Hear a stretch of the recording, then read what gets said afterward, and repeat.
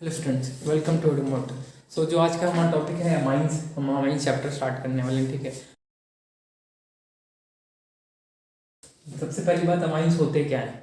ठीक है, अमाइंस होते हैं ये अमोनिया, आपने सबने देखा होगा अमोनिया NH3। ठीक है, अब अमोनिया में 3 हाइड्रोजन होते हैं, उसमें से एक 1 और ग्रेटर देन 1।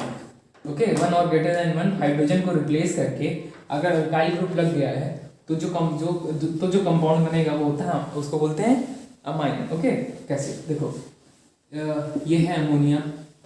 यहाँ पे मान लो कि एक हाइड्रोजन को हमने हटाया और R लगा दिया। ये क्या है? ये है अमाइन।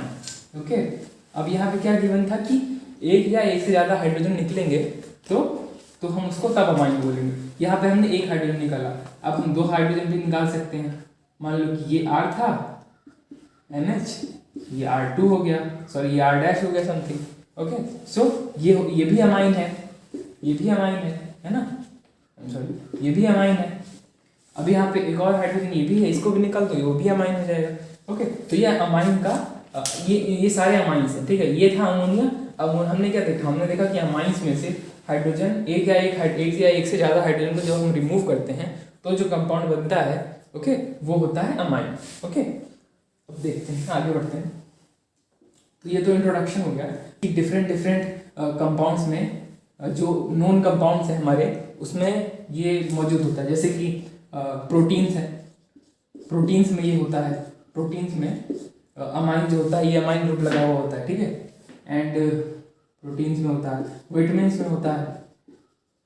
ओके, प्रोटीन्स में होता है, विटामिन्स में होता है, और हार्मोन्स में भी होता है। जो हार्मोन्स हमारी बॉडी में पाए जाते हैं उनमें भी कई ऐसे हैं जिसमें अमाइन होता है। ओके, एंड ऐसा ही हम देखना है, बेनेड्रिल एक केमिकल है, बेनेड्रिल में भी होता है। नोवोकेन एक केमिकल है, नोवोकेन। इन सब का जब आप स्ट्रक्चर देखेंगे ना तो इन सब में आपको अमाइन देखने को मिलेंगे। ठीक है, एक चीज़ कॉमन होगी इसमें, सब में अमाइन होगा। ओके, ठीक है, अब आगे बढ़ते हैं। जो स्ट्रक्चर है, हम वो स्ट्रक्चर देखते हैं, अमाइन का स्ट्रक्चर क्या होता है, बेसिक स्ट्रक्चर इनका कैसा होता है। ठीक है, और इनमें एंगल्स की हम बात करेंगे और हाइब्रिडेशन भी हमें देखना है यहाँ पे इसका। ठीक है, देखो पहली बात, ये यहाँ पे एक, वहाँ पे हमने क्या देखा, डेफिनेशन क्या थी? 1 और ग्रेटर देन 1, ये डेफिनेशन थी। ओके, मतलब एक या एक से ज़्यादा हाइड्रोजन अमोनिया में से रिमूव करेंगे तो हमारा अमाइन बनेगा। ठीक है, एक हाइड्रोजन हमने रिमूव किया, वो कंडीशन थी कि एक तो होना चाहिए, एक से ज़्यादा भी हो सकता है। ठीक है, या फिर इसको मैं शॉर्ट में लिख दूँ, greater than 1, greater than equal to 1। Okay, तो हाँ, तो एक तो हमने हटा दिया। अब यहाँ पे हाइड्रोजन भी हो सकता है, R भी हो सकता है, हाइड्रोजन भी हो सकता है, R भी हो सकता है। अगर यहाँ पे मान लो यहाँ पे क्या था, एक हाइड्रोजन निकलना मतलब नेसेसरी था। ठीक है, यहाँ पे एक R ग्रुप लगना नेसेसरी है। अब यहाँ पे क्या है, हाइड्रोजन भी हो सकता है, R ग्रुप भी हो सकता है, मतलब अल्काइल ग्रुप भी हो सकता है, यहाँ पे हाइड्रोजन भी हो सकता है और अल्काइल ग्रुप भी हो सकता है। ओके, तो ये है इनका बेसिक स्ट्रक्चर। एंड ये है, मान लो एंगल अल्फा है, एंड ये। अब हमें एक चीज़ पहले से नॉलेज है क्या, कि एक सेकंड, हमें पहले से ये चीज़ नॉलेज है कि जो टेट्राहाइड्रॉन होता है ना, टेट्राहाइड्रॉन, ये टेट्राहाइड्रॉन है। ठीक है, ये बाहर की तरफ निकला होता है, ये दोनों प्लेन में होते हैं, और ये पीछे की तरफ, ये बाहर की तरफ। तो ये जो एंगल होते हैं ना टेट्राहाइड्रॉन में, ये सारे एंगल बराबर होते हैं। एंड वो कितने के बराबर होते हैं? 109 डिग्री 28 मिनट, या फिर 109.5 डिग्री, सॉरी 109.5 डिग्री। ठीक है, 109.5 डिग्री के बराबर होता है ये एंगल। ठीक है, किसमें? रेगुलर टेट्राहाइड्रॉन में। बट यहाँ पे क्या हुआ, यहाँ पे जो एंगल था वो मेजर किया गया स्पेक्ट्रोस्कोपी से, तो वो एंगल आया लेस देन कौन सा, ये एंगल। सो रेगुलर टेट्राहाइड्रॉन में हमने देखा कि वो जो एंगल होता है ना, ये 109 डिग्री 109.5 डिग्री होना चाहिए। रेगुलर टेट्राहाइड्रॉन में इतना होना चाहिए। बट यहाँ पे क्या देखा गया स्पेक्ट्रोस्कोपी से कि ये एंगल लेस देन 109.5 डिग्री होता है। स्पेक्ट्रोस्कोपी से ये चीज़ मेजर की गई। ओके, तो अब ये क्यों हुआ? ठीक है, इसका रीज़न दिया जाता है कि ये जो लोन पेयर था ना, लोन पेयर था, ये लोन पेयर हमें पता है, ये lone pair nitrogen lone pair है। क्यों? क्यों? क्योंकि नाइट्रोजन के वैलेंस शेल में 5 इलेक्ट्रॉन्स होते हैं, यहाँ पे इसने 3 दे दिए, बचा 2, तो 2 लोन पेयर के फॉर्म में। ओके ठीक। अब बात आती है कि मतलब रीजन क्या दिया गया, क्या कि ये जो लोन पेयर है ना, ये बॉन्ड पेयर को रिपेल करते हैं, बॉन्ड पेयर को कंप्रेस करते हैं, तो इस वजह से ये एंगल घट करके 109.5 डिग्री से घट करके 108 डिग्री के अराउंड हो जाता है। ओके, तो अब बात आती है भाई कि मतलब बॉन्ड पेयर को क्यों रिपेल कर रहा है। ठीक है, इसका भी बहुत अच्छा रीजन है कि लोन पेयर बॉन्ड पेयर को रिपेल क्यों करता है। ठीक है, वेस्पर थ्योरी में आप लोगों ने पढ़ा होगा, ये क्लास 11th में केमिकल बॉन्डिंग में वेस्पर थ्योरी में पढ़ा जाता है कि लोन पेयर और बॉन्ड पेयर में रिपल्शन होता है। ठीक है, अब यहाँ पे हम समझेंगे क्यों होता है। देखो, लोन पेयर है, लोन पेयर में इलेक्ट्रॉन क्लाउड होता है। ठीक, लोन पेयर में इलेक्ट्रॉन क्लाउड होता है, किसमें? एलपी में, लोन पेयर में इलेक्ट्रॉन क्लाउड होता है। ओके ठीक है, अब ये जो बॉन्ड पेयर होता है ना, बॉन्ड पेयर में भी कुछ नहीं, बॉन्ड पेयर में भी क्लाउड ऑफ इलेक्ट्रॉन्स ही है। कैसे? देखो, नाइट्रोजन का एक इलेक्ट्रॉन और अल्काइल ग्रुप का एक इलेक्ट्रॉन, अपना इलेक्ट्रॉन इसे शेयर किया, ये अपना इलेक्ट्रॉन इसे शेयर किया, तो इसको बोलते हैं हम लोग बॉन्ड। ठीक है, कोई ये इसका कोई फिजिकल मीनिंग नहीं है। ठीक है, इसका कोई फिजिकल मीनिंग नहीं है, बस ये क्या है कि ये अपना इलेक्ट्रॉन के साथ शेयर किया, ये अपना इलेक्ट्रॉन के साथ शेयर किया। ओके, बस ये मीनिंग है। तो देखो, तो ये भी हुआ, मतलब बॉन्ड पेयर बीपी भी इलेक्ट्रॉन क्लाउड ही है। तो बेसिक प्रिंसिपल हमारा फिजिक्स का काम में आता है क्या, कि like charges ripple each other. दोनों इलेक्ट्रॉन्स हैं, ठीक है, दोनों पे नेगेटिव चार्ज है, दोनों रिपल करेंगे एक दूसरे को, दैट इज वाई रिपल्शन होता है। ओके ठीक है, एक और चीज कि ये जो एंगल था ना टेट्राहेड्रॉन में, ये एंगल और ये एंगल बराबर थे, बट यहाँ क्या हुआ, ये एंगल 109.5 डिग्री से बड़ा होता है। ये जो एंगल मान लो इसको थीटा है, ये तो theta is greater than 109.5 degree. ठीक है, इसका भी रीजन है, क्यों? क्योंकि अगर ये रिपेल कर रहा है तो ये अंदर आया, तो मतलब ये 109.5 डिग्री से ज़्यादा होना चाहिए, ये कम होना चाहिए। ओके ठीक है, ये चीज़ क्लियर हो गई, आगे बढ़ते हैं। हाँ, एक और चीज़, इसका हाइब्रिडेशन यहाँ पे sp3 होता है। क्यों? 1 2 3 4, शेड नंबर 4, हेंस क्या बोलते हैं, इसका हाइब्रिडेशन sp3 हो गया। ओके, एंड ये जो स्ट्रक्चर है, ये स्ट्रक्चर है, हमने अमोनिया में भी देखा था ये स्ट्रक्चर, इस trigonal pyramidal, I am sorry pyramidal, structure का नाम है ट्राइगोनल पिरामिडल। ठीक है, कैसे? देखो, ये नाइट्रोजन है, ये ठीक है, ये एक तरह का पिरामिड बनाया हुआ नीचे इसमें। ठीक है, और ये जो इलेक्ट्रॉन क्लाउड है ऊपर, तो वो तो हमें नहीं दिखाते हैं। ठीक है, वो तो हम लोग काउंट नहीं करते, हम लोग इसको काउंट करते हैं। तो ये इसका जो ज्योमेट्री होती है वो ट्राइगोनल पिरामिड होती है, क्यों? क्योंकि ये पिरामिड के शेप में होता है नीचे वाला। ओके ठीक है, आगे बढ़ते हैं। अब हम चलते हैं क्लासिफिकेशन पे, क्लासिफिकेशन ऑफ अमाइंस।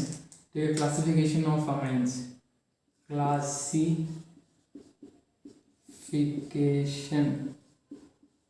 देखो, क्लासिफिकेशन, ठीक है, मतलब कि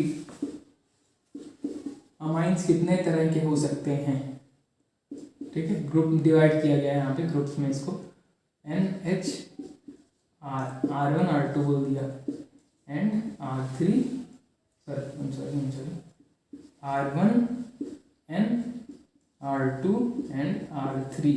ठीक है, सब में N पे लोन पेयर है, सब में N पे लोन पेयर वो की रहना भी चाहिए। ठीक है, कहीं जाएगा नहीं, N पे लोन पेयर है, सब में रहना भी चाहिए।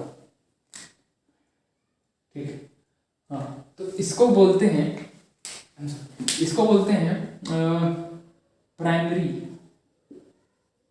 प्राइमरी अमाइन, इसको बोलते हैं प्राइमरी अमाइन या 1 डिग्री अमाइन। ठीक है, इसका नाम है सेकेंडरी अमाइन, इसका नाम है सेकेंडरी अमाइन 2 डिग्री, एंड इसका नाम है टर्शियरी अमाइन 3 डिग्री। ओके ठीक है, ये चीज़ है। अब यहाँ पे एक और चीज़ कि बेसिसिटी इसकी ज़्यादा होती है। मैं यहाँ पे बेसिसिटी मैं गैसियस फेज में बात कर रहा हूँ। ठीक है, आगे पढ़ेंगे हम बेसिसिटी के बारे में अमाइंस की, बट यहाँ पे मैं बता दूँ कि बेसिसिटी इसकी ज़्यादा होती है गैसियस फेज में, इसकी सबसे ज़्यादा, फिर इसकी, किसमें? गैसियस फेज में। मैं यहाँ पे सिर्फ गैसियस फेज में बात करूँ। ओके, यहाँ मैं एक्वा फेज में नहीं बात करें, एक्वा फेज में हम आगे चैप्टर के आगे जब हम पढ़ेंगे तो वहाँ पे आएगी वो चीज़ें। ठीक है, तो एक और चीज़, आपने नॉमेनक्लेचर में आपने इनकी नेमिंग देखी होगी, नॉमेनक्लेचर में, नेमिंग में आपने देखे होंगे इनका कि इसको नेम कैसे किया जाता है। इसका जो नेम पड़ता है ना वो पड़ता है अल्काइल अमाइन। नेमिंग आपने देखी होगी, ये IUPAC क्लास 11 का टॉपिक है, वहाँ पे इसकी नेमिंग होती है अल्काइल अमाइन। क्यों? क्योंकि एक अल्काइल ग्रुप लगा तो अल्काइल अमाइन। इसका जो नेमिंग है थोड़ा डिफरेंट है इससे, वो होता है, मैं नीचे ही लिख देता हूँ, ठीक है। इसमें सबसे पहले चूज करते हैं कि कौन सा अल्काइल ग्रुप में नंबर ऑफ कार्बन ज्यादा है। जैसे मान लो कि R2 बड़ा चेन है, ठीक है, R1 छोटा चेन है, तो हम क्या करते हैं इसमें, इसका नाम पड़ता है N अल्काइल अल्केनामाइन। अल्केनामाइन, यहाँ पे इसका नाम है अल्केनामाइन, इसका नाम है अल्काइल अमीन, या फिर ये अल्काइल अमीन कॉमन नेम है, अल्केनामाइन ये IUPAC का नेम है, ठीक है। अल्केनामाइन, अल्केनामाइन है किसके लिए? प्राइमरी अमीन के लिए। और सेकेंडरी अमीन का नाम है, नाम क्या कैसे देते हैं इसको? N alkyl alkanamine. अब देखो जैसे R2 मान लो कि R2C2H5 है एंड R1 मिथाइल है, ठीक है, तो N मिथाइल इथेनामाइन, ठीक है, ऐसे नाम देते हैं इसका। ये इसके लिए है। इसका नाम थोड़ा सा और डिफरेंट है, थोड़ा सा और कॉम्प्लेक्स हो जाता है। क्या कि N अल्काइल, फिर N अल्काइल, फिर अल्केनामाइन। ओके, देखो N अल्काइल अल्केनामाइन, क्यों? क्योंकि यहाँ पे किसी एक ही अल्काइल ग्रुप को तुम मेन चेन में काउंट करोगे, बाकी दो सब्स्टिट्यूट की तरह लग जाएंगे। तो सब्स्टिट्यूट कैसे दिखाते हैं यहाँ पे? N अल्काइल मतलब वो N से जुड़ा हुआ है, N अल्काइल मतलब वो N से जुड़ा हुआ है, ठीक है, ठीक है। जैसे मान लो कि ये था C2H5, ये CH3, ये CH3, ठीक है, तो इसका नाम थोड़ा सा डिफरेंट हो जाएगा। अगर दो ग्रुप इसमें से सेम हो जाएंगे एंड थर्ड मेन चेन में होगा तो इसका नाम थोड़ा सा डिफरेंट हो जाएगा। वो नाम इसका कैसा हो जाएगा? देखो N डाइल अल्काइल अल्केनामाइन, ठीक है, N डाइल अल्काइल अल्केनामाइन। क्या हुआ? देखो दो अल्काइल ग्रुप्स अगर सेम हो गए, ठीक है, टर्शियरी में अगर दो अल्काइल ग्रुप सेम हो गए और थर्ड वाला मेन चेन में आ गया तो हम क्या बोलते हैं इसको? N डाइल अल्काइल अल्केनामाइन, ठीक है। तो ये नहीं कुछ IP मतलब नॉमेनक्लेचर की बातें। अब आगे चलते हैं थोड़ा। अब कुछ कॉमन नेम्स है मैं बताने जा रहा हूँ, ठीक है, कुछ कॉमन नेम्स हैं, कुछ कंपाउंड के कॉमन नेम्स हैं। जैसे कि ये एक कंपाउंड है, ठीक है, ये NH2। अब ये हमें दिख रहा है कि यहाँ पे R है, RNH2 है ये, ठीक है। तो जाहिर सी बात है हम यही सोचेंगे कि इसका जो कॉमन नेम है ना, हमें IUPAC नेम इसका क्या है? बेंजामाइन। इसका IUPAC नेम है बेंजामाइन। क्यों? अल्काइल ग्रुप क्या है यहाँ पे? बेंजीन है, तो बेंजामाइन, ठीक है। अब इसका जो कॉमन नेम है, इसका कॉमन नेम है एनिलीन। तो अब ये बहुत ही इंपॉर्टेंट नेम है इसका, एनिलीन। ये हर जगह यही लिखा रहता है, ठीक है। बेंजामाइन बहुत ही कम जगह लिखेगा, एनिलीन हर जगह लिखेगा, ठीक है, तो इसलिए इंपॉर्टेंट है, ठीक है, इंपॉर्टेंट है ये एनिलीन। एंड जैसे कि एक ये पहला हो गया, अब सेकंड पे चलते हैं। सेकंड है NH2CH3 लगा हुआ है, किस पे? ऑर्थो पे CH3 लगा हुआ है। तो इसका नाम क्या पड़ जाता है? इसका नाम पड़ जाता है वो toluidine. O means what? O means ortho, toluidine, ठीक है। अब मान लो कि यही CH3 यहाँ लगा हुआ होता, किस पे? मेटा पोजीशन पे, तो M टॉल्विडीन, यही CH3 पैरा पे लगा हुआ होता तो बोलते पैराटॉल्विडीन, मतलब P टॉल्विडीन, ठीक है। तो टॉल्विडीन नेम सजेस्ट व्हाट कि NH2 भी है, मतलब एनिलीन तो है, साथ में क्या है? मिथाइल ग्रुप भी है, ठीक है, ओके, ठीक है। एंड थर्ड पे चलते हैं। ये N प्लस Cl-, इसका कॉमन नेम जो है, ठीक है,